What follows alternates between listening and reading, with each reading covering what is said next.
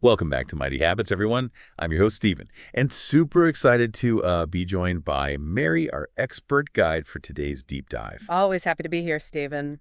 Ready to explore some thought-provoking ideas. Absolutely. You bet. Today we're tackling a topic that's both universally relatable and often misunderstood vulnerability.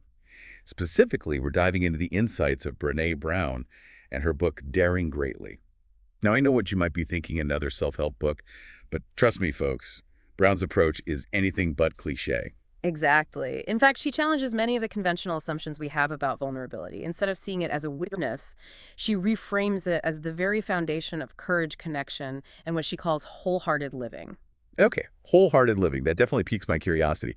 But it also sounds a bit, well, abstract. What does that look like in practice? How can our listener actually apply this concept to their daily life? That's a great question. And Brown provides some really practical tools in her book. One of the core ideas is that vulnerability is a practice, not a personality trait. It's about showing up authentically even when it feels uncomfortable. Now, that sounds easier said than done. I mean, we're practically wired to avoid discomfort. Absolutely. And that's precisely why Brown emphasizes the importance of understanding our shame triggers. Shame, that feeling of being unworthy or inadequate, is something we all experience, but we often try to bury it or pretend it's not there. Oh, I think we can all relate to that. Who hasn't felt that pang of not good enough at some point? Exactly. But here's the thing, the more we try to suppress those feelings of shame, the more power they have over us. Brown encourages us to shine a light on those triggers, those situations that tend to evoke feelings of unworthiness. By becoming aware of them, we can start to develop healthier coping mechanisms. So it's about facing those vulnerabilities head on rather than trying to outrun them. Precisely. And one of the ways Brown suggests we do this is by recognizing how perfectionism can act as a shield against vulnerability. Ah, perfectionism, the ultimate self-sabotaging superpower. Right. We often strive for perfection as a way to protect ourselves from criticism or judgment. But as Brown points out, it's a losing battle. Because let's face it, no one is perfect, right? Exactly. And this pursuit of flawlessness can actually make us more vulnerable, not less, because we're constantly worried about cracks showing in our carefully constructed image. So ironically, striving for perfection can actually push away those genuine connections we crave. That's a great way to put it. Brown argues that true belonging comes from embracing our imperfections and allowing ourselves to be seen flaws and all. It's in those moments of vulnerability that we build genuine intimacy and trust. Now, one particularly insightful concept from the book is the idea of rumbling with vulnerability. Hold on, rumbling. That sounds a bit intense. What exactly does that entail? Well, Brown uses the metaphor of rumbling to describe the process of engaging with our difficult emotions rather than trying to avoid or suppress them. So instead of running away from those uncomfortable feelings, we lean into them. Exactly. It's about getting curious about those feelings, exploring where they come from, and learning to sit with them without judgment. That sounds like a pretty radical shift from our usual instinct to distract ourselves or numb those feelings. It is. But Brown argues that when we avoid those vulnerable feelings, we miss out on opportunities for growth and authenticity. Okay, I'm starting to see the appeal of this rumbling concept. But how do we actually do it? What are some practical steps our listener can take? Well, one of the most effective tools Brown offers is the practice of naming our emotions. She calls it emotion literacy, and it's about developing a vocabulary for our inner experience. So instead of just saying, I feel bad, we get more specific. Exactly. By naming our emotions, we take away some of their power and gain a sense of agency. Instead of feeling overwhelmed, we can start to see those feelings as data points that can inform our choices. It's like shifting from I'm a mess to I'm feeling anxious about this deadline, and that's okay. It allows for a more constructive approach. That makes so much sense. It's like we're giving ourselves permission to feel those emotions without judgment. Precisely. And that leads us to another crucial element of rumbling, cultivating self-compassion. Ah, self-compassion. That's a topic we revisit quite a bit here on Mighty Habits, and for good reason. Yeah. But I'm curious, how does Brown approach self-compassion in the context of daring greatly? She emphasizes that it's not about letting ourselves off the hook or ignoring our mistakes.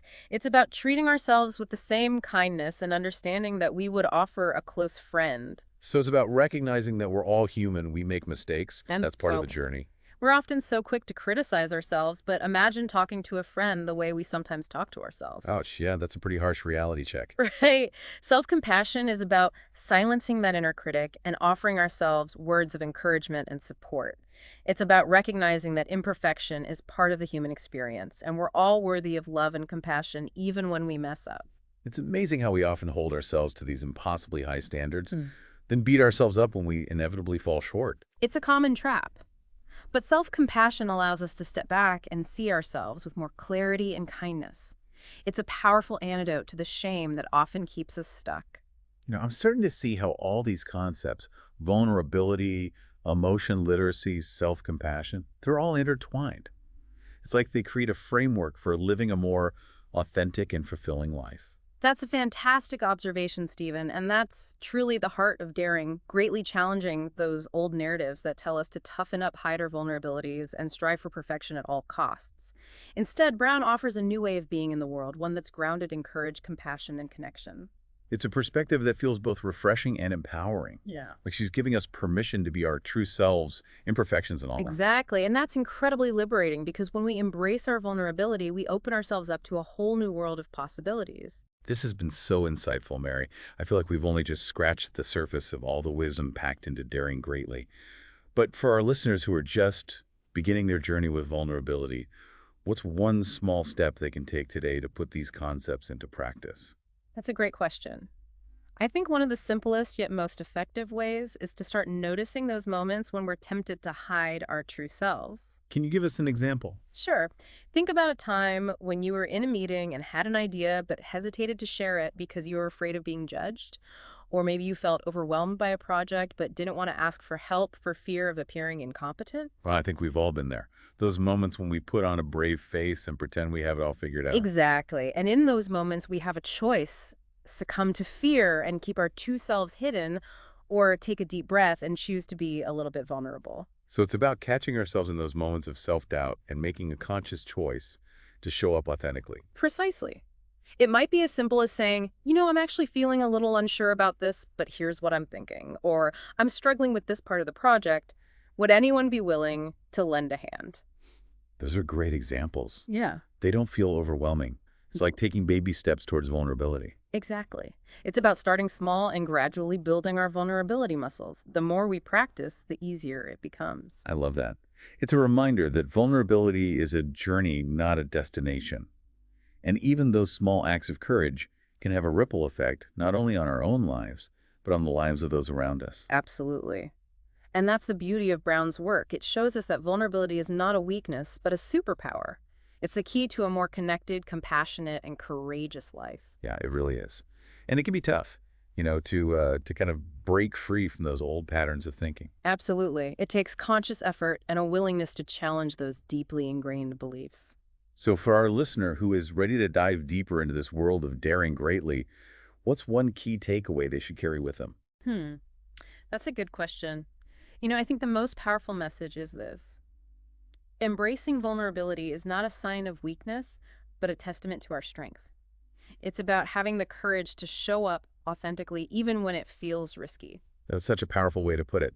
It's a reminder that vulnerability is not something to be feared, but rather a catalyst for living a more wholehearted and fulfilling life. Exactly. It's about recognizing that our imperfections, our struggles, our willingness to be vulnerable are what make us human and ultimately what connect us to one another. This deep dive has been truly eye-opening, Mary. Thank you for sharing your insights and helping us unpack the wisdom of daring greatly. It's been a pleasure, Stephen. Always inspiring to explore these ideas with you and our listeners. And to our amazing listeners, if you're ready to embark on your own journey of daring greatly, we highly recommend checking out Brené Brown's book. It's a must-read for anyone seeking to cultivate courage, compassion, and deeper connections in their lives.